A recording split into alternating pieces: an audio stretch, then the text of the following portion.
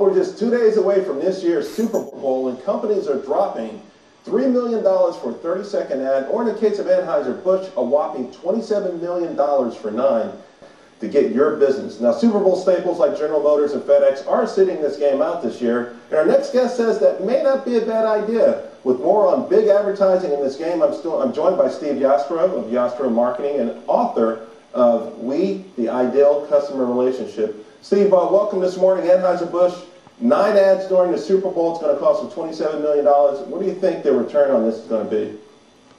Well, good morning, Charles. Well, the answer to that question is it really depends.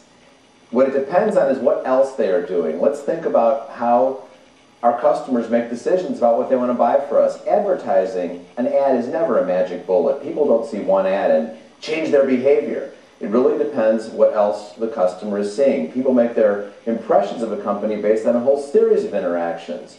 So it really depends on how these ads complement everything else they're doing. Well, what else could they do besides these ads? Well, you think about it, what is it that makes you want to buy from any company? It's the whole purchase experience, it's other advertising, it's other communications, it's the actual use of the product. And so what happens is when people look at an ad, a Super Bowl ad or any ad as a magic bullet, which it isn't, they miss the fact that that's not how people make decisions.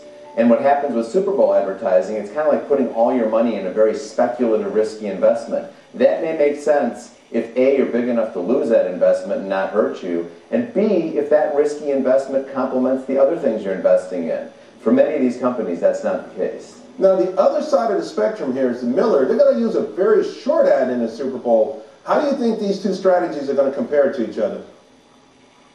Well, it really all depends, too. I mean, what you know about Miller and what it does for you. It's kind of interesting.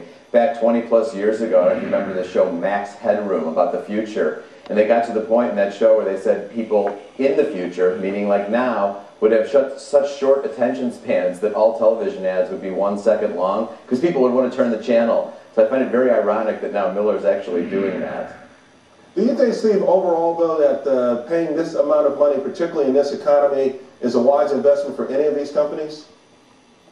Well, actually, in this economy, it's a very good investment to try to communicate with your customers better. I just don't think that using the Super Bowl is, in most cases, a really good way to communicate with your customers in this economy. Let's think about what's going on. This is a buyer's market. People are spending less, and all of your competitors are shouting more to get at your customers.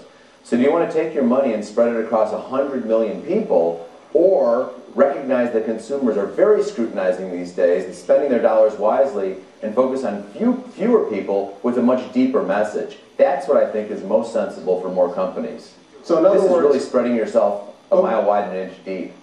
Specifically, what are you saying, though? In other words, do different television shows or use different mediums with that same amount of money?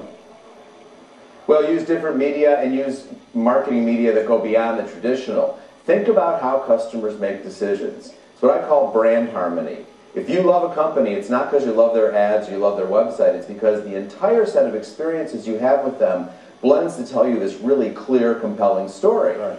So what you got to do is say, how can I spend my money to create an overall experience where the customer says, I get it, I want to do business with them. Right. Well, I tell you what, Steve, no matter what, I'm watching for the commercials, and I can't wait. Thanks a lot this morning. Thank you, Charles. Coming